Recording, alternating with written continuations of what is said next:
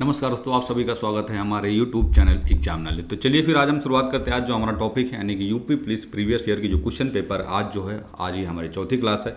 अभी तक जो है हमारी तीन जो क्लास थी वो कंप्लीट हो चुकी।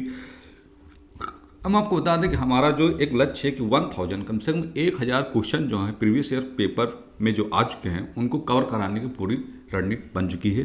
ठीक है, तो आज जो है वो चौथी क्लास है।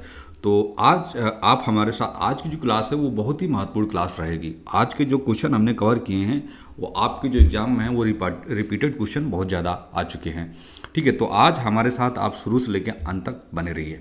तो चलिए शुरुआत करते हैं कि सबसे पहले अगर हम देखें, सबसे पहले जो हमारा पहला क्वेश्चन है कि इसमें पूछा जा रहा है कि सबसे पुराना वेद कौन सा है। ठीक है, यानी कि जो सबसे पुराना वेद है वो कौन सा है। ठीक है, तो देखिए इसमें 4 ऑप्शन है, यजुर्वेद, ऋग्वेद, सामवेद, अथर्ववेद, ये 4 हैं। तो हम देखें जो सबसे पुराना वेद है वो है कौन सा, ऋग्वेद। यानी कि ऋग्वेद जो है वो सबसे पुराना वेद माना जाता है। तो ये जो होता है ऋग्वेद जो होता है ये प्राचीन ग्रंथ का सबसे पुराना वेद माना जाता है। ठीक है, कौन सा, प्राचीन ग्रंथ।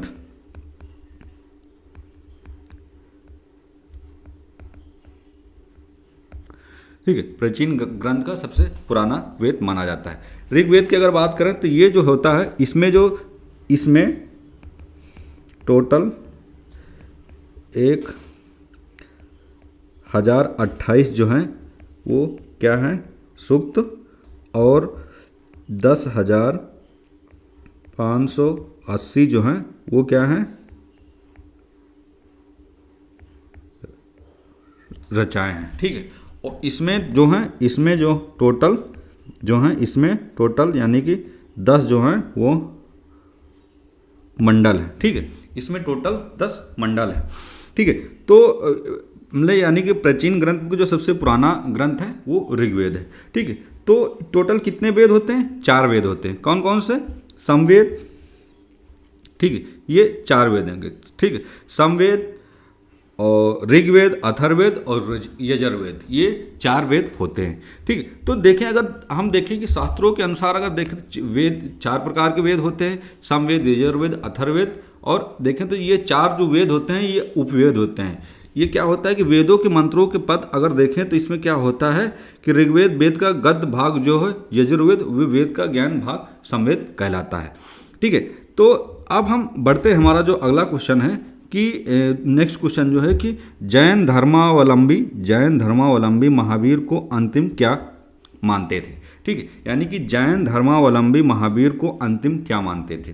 अब इसमें 4 ऑप्शन है, ईश्वर, दैवी दूत, सन्यासी, तीर्थकार, ये 4 ऑप्शन है। तो अगर हम देखें इसका जो सही आंसर होगा वो होगा ऑप्शन नंबर बी, यानी कि जैन धर्मावलंबी महावीर को क्या, तीर्थकार माना जाता था। ठीक है, क्या, तीर्थकार माना है। अब जैन धर्म में तीर्थकार जो होता था वो अरिहंत जो जैनेन्द्र थे, जो 24 व्यक्तियों के लिए क्या किया जाता था, प्रयोग किया जाता था, जो स्वयं ताप के माध्यम से आत्मज्ञान, केवल ज्ञान प्राप्त किया जाता था, और जो संसार सागर पर पार लगाने का एक महत्वपूर्ण रचना के तीर्थकार में देखा जाता था। ठीक है, तो जैन धर्म के प्रथम अगर तीर्थकार भगवान को देखें तो वो आदिनाथ थे। ठीक है, अगर जैन धर्म के जो प्रथम तीर्थनाथ देखें, जैन धर्म के प्रथम तीर्थकार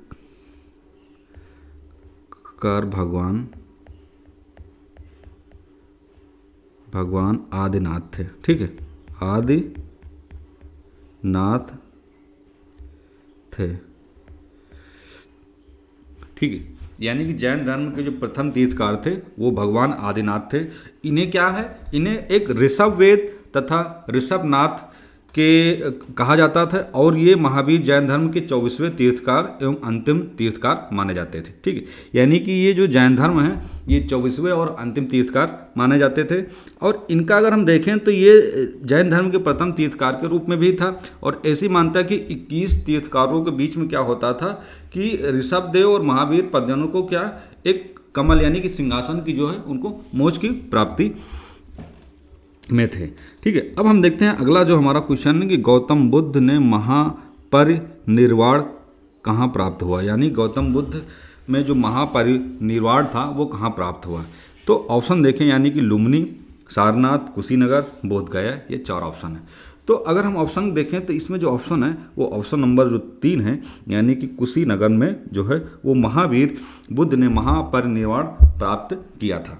ठीक है, तो अगर हम देखें गौतम बुद्ध का जो जन्म हुआ था वो हुआ था लुम्बिनी में 563 ईसा पूर्व में। ठीक है, गौतम बुद्ध का जो जन्म हुआ था, जन्म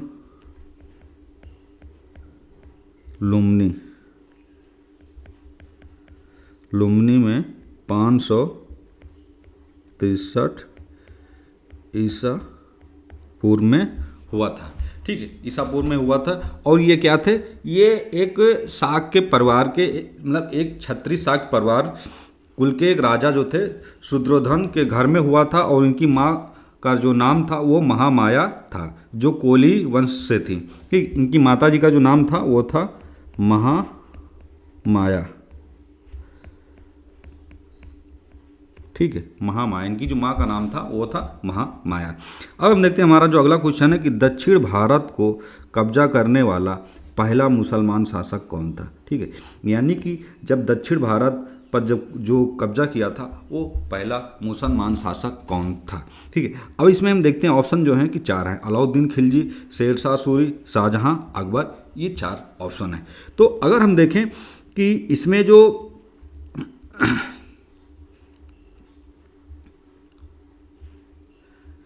ठीक है, इसमें 4 ऑप्शन है। तो इसमें हम देखें, यानी कि पूछा दक्षिण भारत को कब्जा करने वाला पहला कौन मुसलमान शासक था।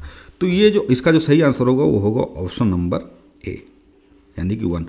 अलाउद्दीन खिलजी ने क्या किया कि दक्षिण भारत पर कब्जा करने वाला पहला मुसलमान शासक था। ठीक है, तो इसमें देखिए कि अलाउद्दीन खिलजी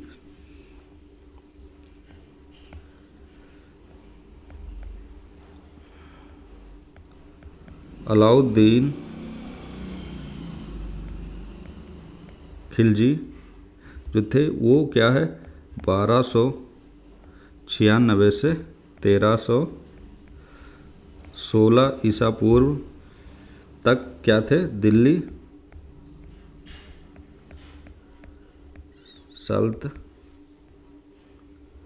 दिल्ली सल्तनत के जो थे वो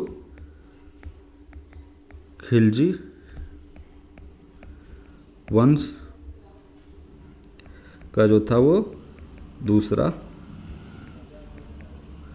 क्या था, दूसरा शासक था। ठीक है, यानी अलाउद्दीन खिलजी जो थे 1296 से 1316 ईस्वी तक दिल्ली सल्तनत के खिलजी वंश के दूसरे शासक के रूप में थे। अब ये था उनका, अगर देखें तो उनका जो साम्राज्य था, यानी कि अफगानिस्तान से लेकर उत्तर मध्य भारत तक जो उनका साम्राज्य था वो फैला हुआ था। अलाउद्दीन खिलजी का अगर हम देखें, अलाउद्दीन खिलजी का जो बचपन का नाम था वो अली गुसरप थे। ये एक प्रथम शासक थे जिसने दक्षिण भारत के राज्यों यानी कि देवगिरी और यादवों के दक्षिण पूर्व अगर देखें तो तेलंगाना, काकतीय और दुर्ग, इन सब चीज़ों में क्या किया है कि उन्होंने इन दक्षिणी भारत के दक्षिणी इलाकों में क्या किया, अलाउद्दीन खिलजी जो थे वो कब्जा कर रखे थे। अगर हम देखें दक्षिण भारत की विजय का अगर मुख्य श्रेय जाता है तो वो मलिक कफूर को था। मलिक कफूर जो था वो अलाउद्दीन खिलजी के शासनकाल में दक्षिण में सर्वप्रथम 1303 में तेलंगाना पर आक्रमण किया था। ठीक है, अगर देखें दक्षिण भारत पर अलाउद्दीन जब कब्जा किया था तो अगर इसका जो श्रेय देखा तो वो मलिक कफूर का था। ठीक है, अब हम बढ़ते हैं अगला जो हमारा क्वेश्चन खालसा। ठीक है, खालसा पंथ को किस सिख गुरु ने आरंभ किया था, यानी खालसा जो पंथ है वो किस सिख गुरु ने आरंभ किया था। अब इसमें देखें गोविंद सिंह, रामदास, नानक, अर्जुन देव, ये 4 ऑप्शन है।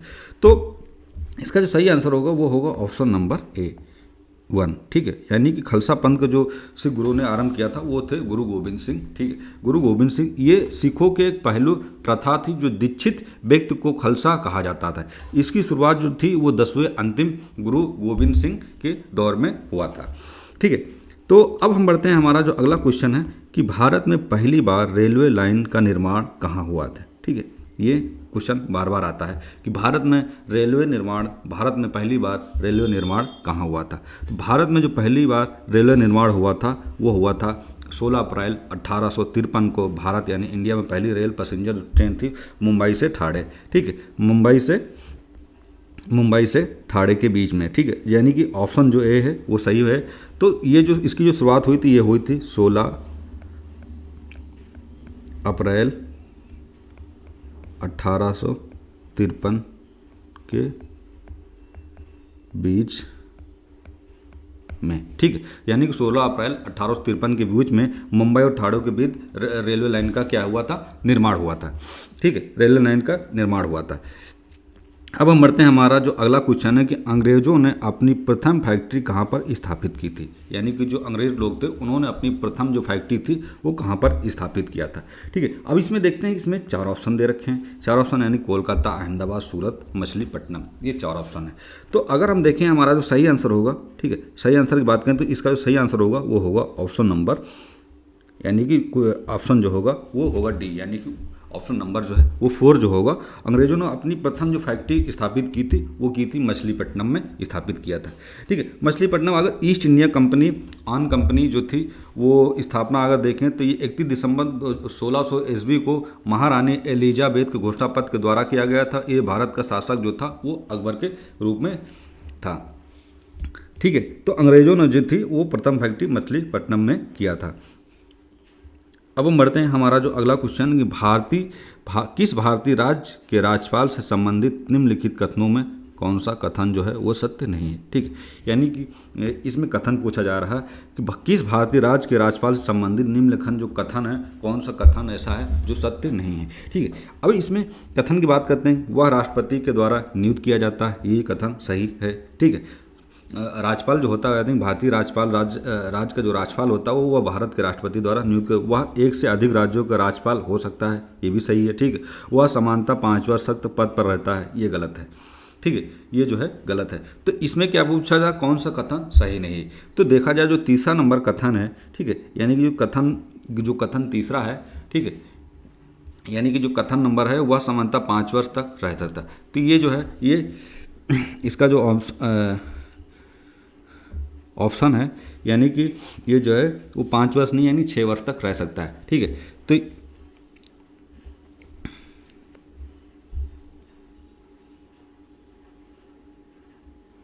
अब देखें ये थोड़ा सा क्वेश्चन, तो संविधान के अगर देखें तो संविधान का जो अनुच्छेद है, ठीक है, अनुच्छेद एक मिनट,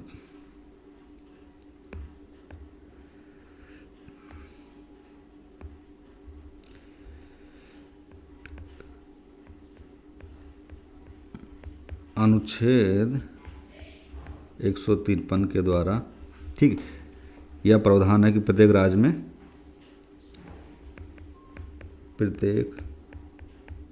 में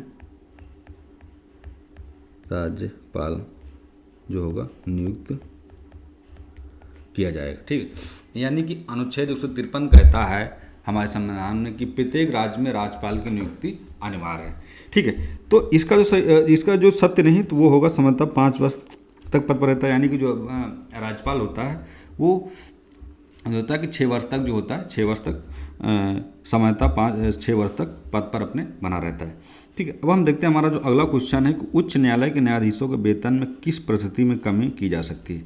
यानी कि जो उच्च न्यायालय के जो न्यायाधीश होते हैं वो किस परिस्थिति में जो उनका वेतन है वो कम किया जा सकता है, ठीक है। तो इसमें देखें, यदि सांसद 2/3 बहुमत से संबंधित प्रस्ताव के पारित करे, या वित्तीय आपातकाल में यदि राज्य विधानमंडल के संबंध में कानून पारित करे, या जब राज्य में राष्ट्रपति शासन हो, यानी कि ये 4 ऑप्शन है। तो अगर हम ऑप्शन की बात करें, ठीक है, अगर हम ऑप्शन देखें तो ऑप्शन की बात करें तो ऑप्शन नंबर जो 2 है, यानी कि वित्तीय आपातकाल में जो उच्च न्यायालय के न्यायाधीश हैं उनके वेतन में इस वित्तीय आपातकाल में उनके वेतन की में क्या है कमी की जा सकती है, ठीक है।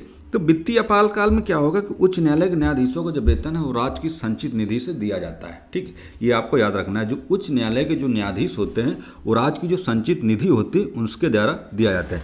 अगर देश में वित्तीय आपातकाल जो होता है वो 360 की घोषणा होती, तब उच्च न्यायालय के न्यायाधीशों का जो वेतन होता है वो वेतन भत्ता में क्या है कटौती की जाती है, ठीक है। अब हम बढ़ते हैं, हमारा जो अगला क्वेश्चन है कि भारत के संविधान के अंतर्गत आर्थिक योजना विषय क्या है, ठीक है। यानी कि भारत का जो संविधान है उसके अंतर्गत हम देखें तो आर्थिक योजना का विषय क्या माना जाता है, क्वेश्चन नंबर जो है हमारा ये 10वां है। ठीक है, तो देखें राज्य सूची, संघ सूची, समवर्ती सूची किसी सूची में निर्दिष्ट नहीं है। तो इसका सही आंसर होगा ऑप्शन नंबर 3। ठीक है, यानी कि समवर्ती सूची में जो है भारत संविधान के जो समवर्ती सूची है उसके अंतर्गत जो आर्थिक योजना का जो विषय है उस समवर्ती सूची में दे रखा है। समवर्ती सूची क्या होती है? जो राज्य और केंद्र सरकार दोनों के बीच में होता है। ठीक है, ये दोनों ये आर्थिक योजना का एक विषय जो होता है वो समवर्ती सूची में है संविधान के।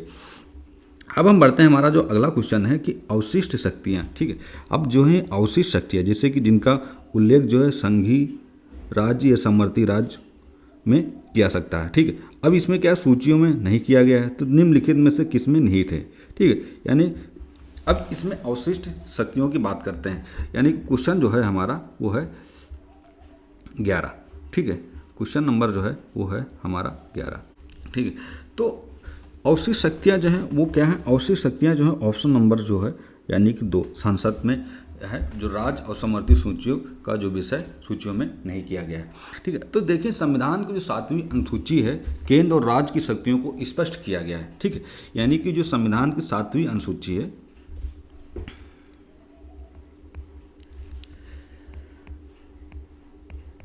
संविधान की 7वीं अनुसूची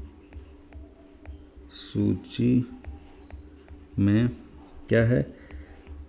केंद्र और राज्य की शक्तियाँ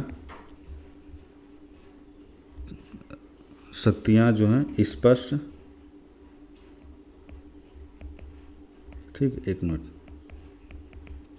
स्पष्ट किया गया है। ठीक है, यानी कि संविधान की जो 7वीं अनुसूची है केंद्र और राज्य सरकार की जो शक्तियां हैं वो 7वीं अनुसूची में है, वो स्पष्ट किया गया है। ठीक है, अब हम देखते हैं हमारा जो अगला क्वेश्चन है कि राज्य सरकार को बर्खास्त किसके द्वारा किया जा सकता है। ठीक है, इसमें दे रखा है कि राज्य सरकार जो है वो किसके द्वारा बर्खास्त किया जा सकता है। जैसे कि ऑप्शन है सांसद द्वारा, राज्यपाल द्वारा, राष्ट्रपति द्वारा या राज्यपाल की सिफारिश पर राष्ट्रपति के द्वारा। इसमें 4 ऑप्शन है, तो इसका जो सही आंसर होगा वो होगा ऑप्शन नंबर 4, यानी कि राज्यपाल की सिफारिश पर राष्ट्रपति द्वारा जो है वो राज्य सरकार को क्या बर्खास्त किया जा सकता है।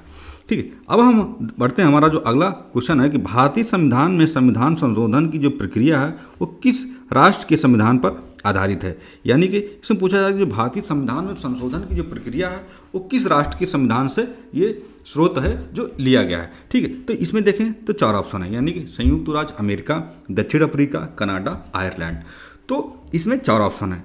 तो अगर हम देखें क्वेश्चन में ये पूछ रहा है कि भारतीय संविधान में जो संशोधन की जो प्रक्रिया है वो किस देश से ये संविधान संशोधन की प्रक्रिया ली गई है। ठीक है, तो अगर हम देखते हैं इसका जो सही आंसर है, इसके सही आंसर की बात करें तो होगा ऑप्शन नंबर 2। ठीक है, ऑप्शन नंबर 2, यानी कि दक्षिण अफ्रीका से भारतीय संविधान में जो संशोधन की जो प्रक्रिया है वो दक्षिण अफ्रीका के संविधान से यह प्रक्रिया जो है वो ली गई है। तो ऑप्शन नंबर 2 हो वो सही होगा।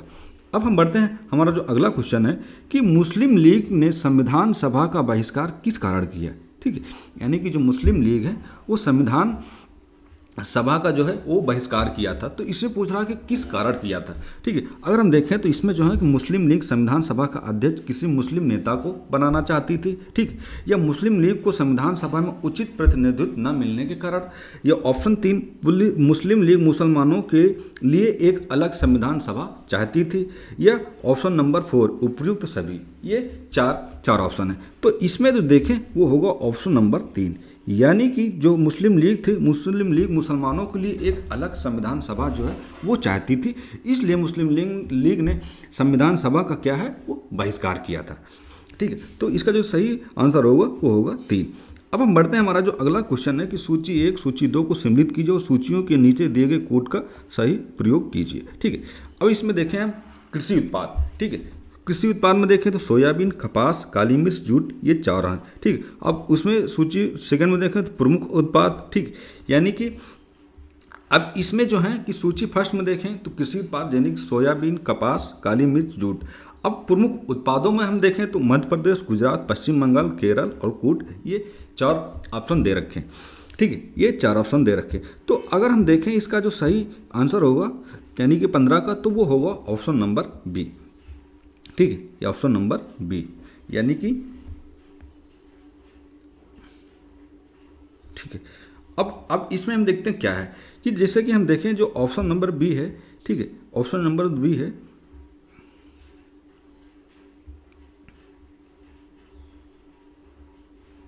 ठीक है, यानी कि 2 जो 2 है, यानी कि 2 जो है कपास की जो पैदावार है वो सबसे ज़्यादा कहाँ है? गुजरात में। ठीक है, और इसी तरह देखें सोयाबीन की जो पैदावार सबसे ज़्यादा कहाँ है? वो है पश्चिम बंगाल, केरल, कूट। ये 4 ऑप्शन दे रखे हैं। ये थोड़ा सा हमें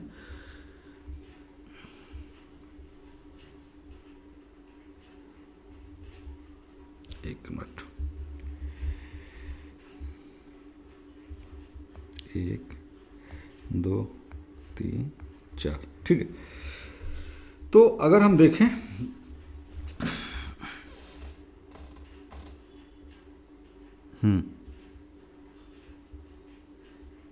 सोयाबीन की सबसे ज़्यादा पैदावार वो है गुजरात में। ठीक है, अब कपास की जो पैदावार सबसे ज़्यादा वो कहाँ पर है? कपास की जो पैदावार सबसे ज़्यादा कहाँ पे? वो है मध्य प्रदेश में। अब इसी तरह देखते हैं काली मिर्च की जो सबसे ज़्यादा पैदावार है वो है पश्चिम बंगाल में, और जूट की जो पैदावार है सबसे ज़्यादा वो है केरल में। ठीक है, तो ये 4 ऑप्शन है। तो इसका जो सही आंसर होगा वो होगा ऑप्शन नंबर बी। अब हम बढ़ते हैं आगे कि कौन सी नदी डेल्टा का निर्माण नहीं करती है, यानी कि कौन सी ऐसी नदी है जो डेल्टा का निर्माण नहीं करती है। देखें इसमें गंगा, महानदी, गोदावरी, ताप्ती, ये 4 ऑप्शन है। तो जो नदी है गंगा का निर्माण नहीं करती वो है, ठीक है, यानी कि ऑप्शन नंबर 4 ताप्ती। ताप्ती नदी जो है वो डेल्टा का निर्माण नहीं करती।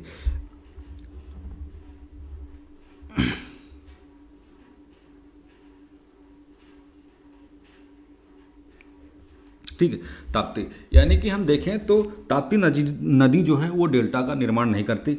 अब देखिए कि नर्मदा नदी और ताप्ती नदी जो है वो क्या है, ये बंगाल के खाड़ी में ना गिरकर ये क्या है कि अरब सागर की खाड़ी में गिरती हैं। अब इसका क्या कारण है कि ये दोनों नदियां जो हैं भ्रंश घाटी से होकर जो है बहती हैं, तथा देखें तो डेल्टा का जो स्थान है वो ज्वारमुख स्वयंचमुनी का निर्माण करती हैं। ठीक है, यानी कि नर्मदा और ताप्ती नदी जो है वो बंगाल की जो खाड़ी है वहाँ पे ना गिरकर ये अरब सागर की खाड़ी में ये दोनों नदियाँ गिरती हैं। अब बढ़ते हैं, अगला क्वेश्चन है कि संयंत्र कारखाना कहाँ पर है और किस राज्य में, यानी संयंत्र जो कारखाना है वो किस राज्य में स्थित है। ठीक है, किस राज्य में स्थित है। अगर हम देखें तो इसमें है बोकारो इस्पात संयंत्र, भिलाई इस्पात संयंत्र, ट्राम्बे परमाणु केंद्र, डीजल लोकोमोटिव वर्क्स, यानी कि ये 4 ऑप्शन दे रखे हैं।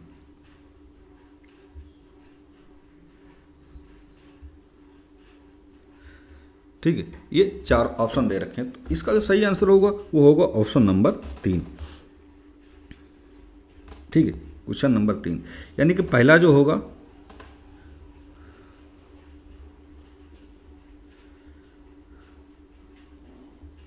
एक मिनट, यानी कि देखें तो बोकारो जो स्टील प्लांट है वो भारत का सार्वजनिक क्षेत्र जो है वो इस्पात संयंत्र जो है वो कहलाता है। ठीक है, वो जो है कहलाता है, और ये 24 घंटे में एक बार अपनी धुरी क्या होता है,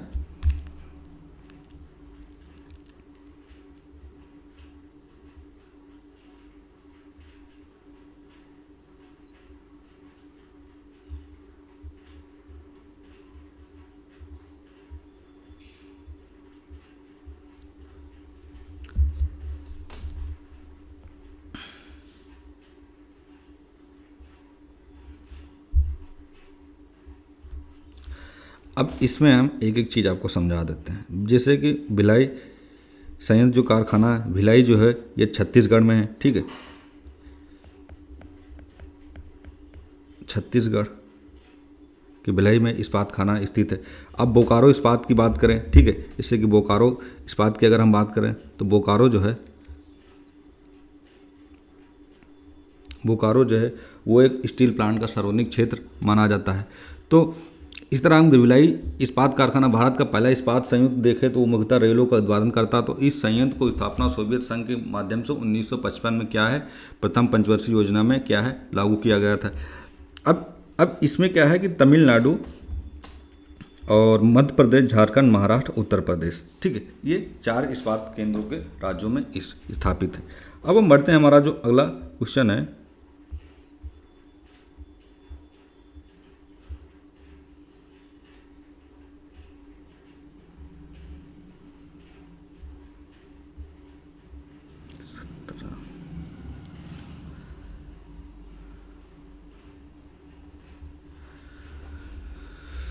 मिस्टेक एरर हुआ है थोड़ा, ठीक। ये क्वेश्चन जो है ये 18 नंबर है, ठीक, 18 पे। अब इसमें दे रखा है कि सूची फर्स्ट को सूची सेकंड से सम्मिलित कीजिए तथा सूचियों के नीचे दिए कोट का सही उत्तर चुनिए, ठीक है। अब इसमें जैसे कि सूची 1 देखें, इसमें नगर, और सूची 2 जब उद्योग, ठीक है। तो कौन से नगर जो थे वो कौन से उद्योग के लिए जाने जाते थे, तो इसका क्या है, एक सही विश्लेषण हमें करना है, ठीक है। तो जैसे कि हम देखें, जो कोयम्बटूर जो था वो कहाँ पर था, टेलीफोन, रेल इंजन, लोहा इस्पात, सूती, ये 4 ऑप्शन है, ठीक। तो इसका अगर हम देखें, जैसे कोयम्बटूर जो था वो तमिलनाडु के दक्षिणी राज्य में जो था एक स्थित था। ये एक क्या है, शहर क्षेत्रफल के हिसाब से राज्य का दूसरा सबसे बड़ा शहर था। इसमें प्रमुख उद्योग केंद्र थे, ठीक है, प्रमुख उद्योग केंद्र थे, और यह सूती वस्त्र के लिए जो था ये माना जाता, ठीक है। तो अगर हम इसकी बात करें तो कोयम्बटूर जो था वो था सूती वस्त्र के लिए, ठीक है, सूती वस्त्र के लिए, ठीक है। अब हम बात जैसे कि राजकोट की बात करें तो राजकोट था, जैसे कि राजकोट था, ये जो था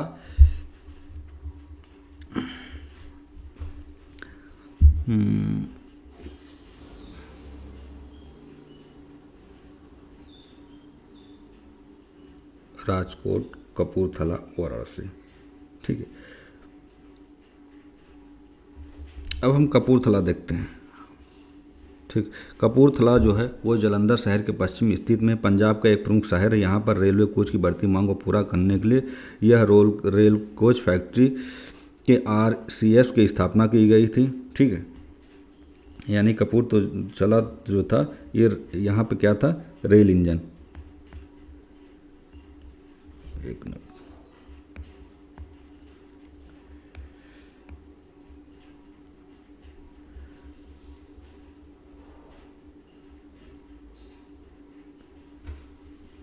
rail coach factory, rail engine,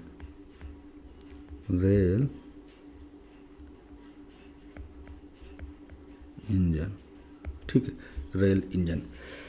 अब हम बढ़ते हैं, हमारा जो है कि अब जो बताते हैं राजकोट और वाराणसी, ठीक है। यानी कोयम्बटूर जो फेमस था वो सूती वस्त्र के लिए, कपूरथला जो था वो रेल इंजन, यानी कि जो रेलवे की जो मांग थी कि उसके एक प्रमुख शहर रेल कोच को बढ़ती मांग को पूरा करने के लिए रेल कोच फैक्ट्री की जो है वो स्थापित किया गया था।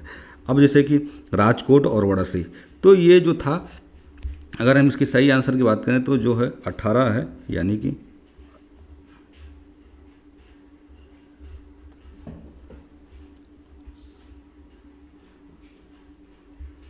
ठीक है। अब बढ़ते हैं हम अगला क्वेश्चन कि दिन रात किसके कारण होता है, ठीक है।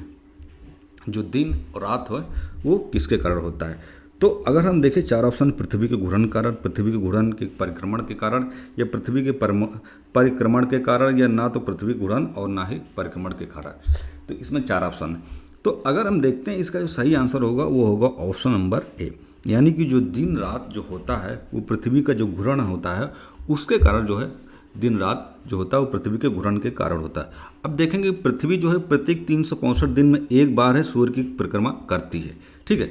यानी कि जो पृथ्वी है प्रत्येक 365 दिन में एक बार जो है वो सूर्य की क्या है, परिक्रमा करती रहती है,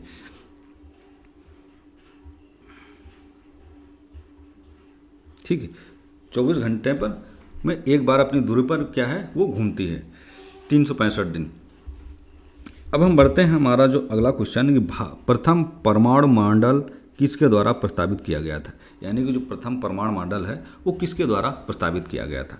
तो ऑप्शन देखिए, Rutherford, max Planck, John Dalton या जे थॉमसन, ये 4 ऑप्शन है।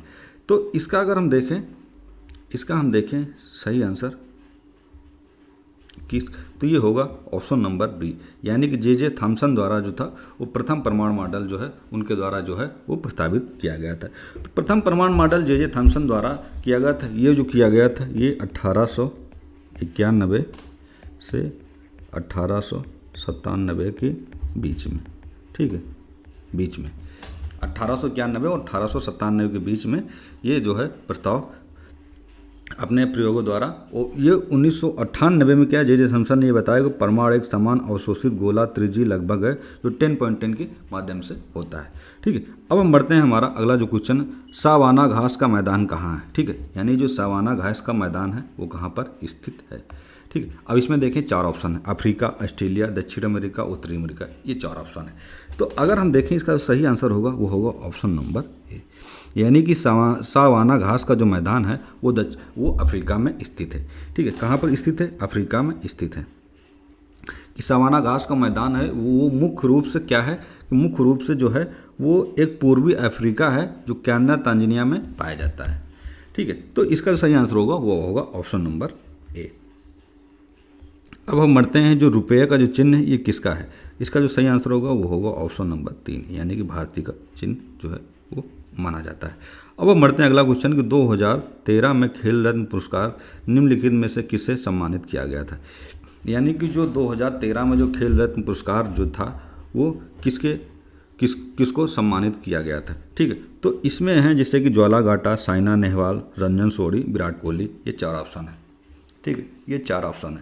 तो इसका जो सही आंसर होगा वो होगा ऑप्शन नंबर 3, यानी रंजन सोढ़ी को जो है वो जो 2013 में खेल रत्न पुरस्कार जो है वो दिया गया था।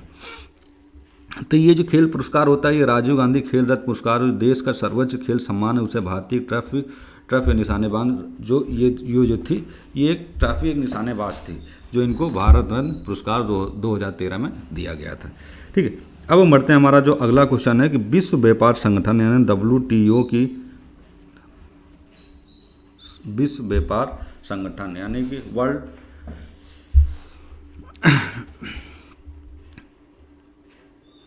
विश्व व्यापार संगठन WTO की स्थापित कब हुआ था, ठीक है। तो 4 ऑप्शन, 1990, 1995, 1998, 2000, तो ये 4 ऑप्शन है। तो अगर हम देखें इसका जो सही आंसर होगा वो होगा ऑप्शन नंबर बी, यानी कि विश्व व्यापार संगठन WTO की जो स्थापना हुई थी वो हुई थी 1995 में, ठीक है। तो WTO की जो स्थापना हुई थी ये जो थी ये एक विश्व व्यापार संगठन था, ठीक है, ये एक विश्व व्यापार संगठन था जिसकी स्थापना 1995 में हुई थी। अब इसमें क्या है, विश्व व्यापार संगठन की स्थापना की जो पृष्ठभूमि देखें तो ये 1986 से 1994 में वार्ता में तैयार हुई थी, या 1 जनवरी 1995 द्वारा कार्य शुरू किया गया था, ठीक है। तो ये जो था 1 जनवरी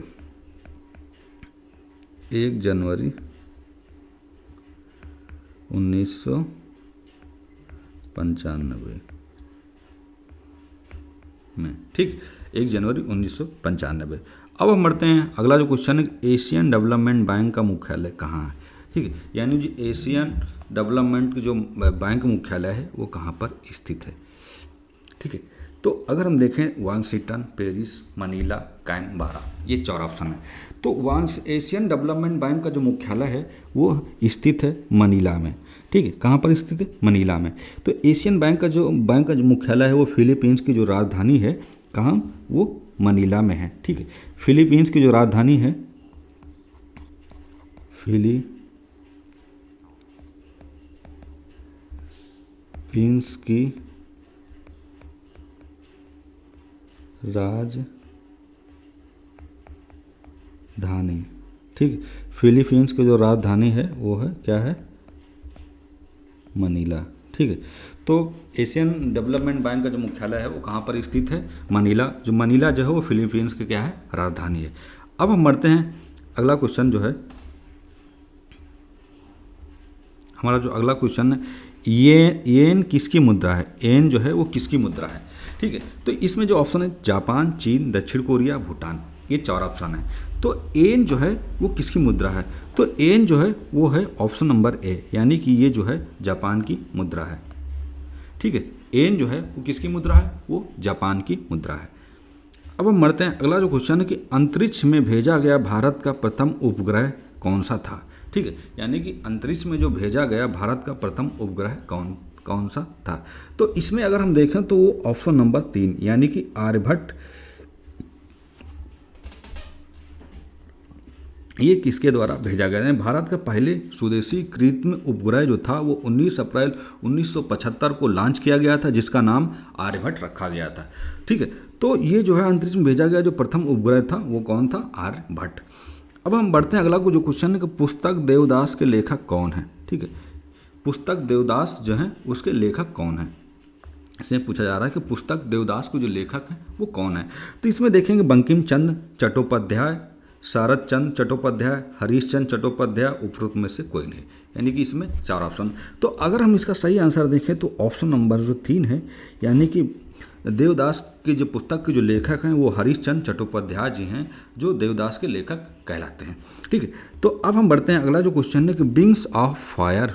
ठीक है, विंग्स ऑफ फायर पुस्तक में न्यू साइंटिस्ट्री किसकी जीवनी है? ठीक है, यानी विंग्स ऑफ फायर जो पुस्तक है उसमें साइंटिस्टिक जो है वो एक किसकी जीवनी है? तो इसमें अगर हम देखें तो होमी भाभा, विक्रम साराभाई, या श्रीनिवास रामानुजन, या सर सीवी रमन। ठीक है, ये 4 ऑप्शन है।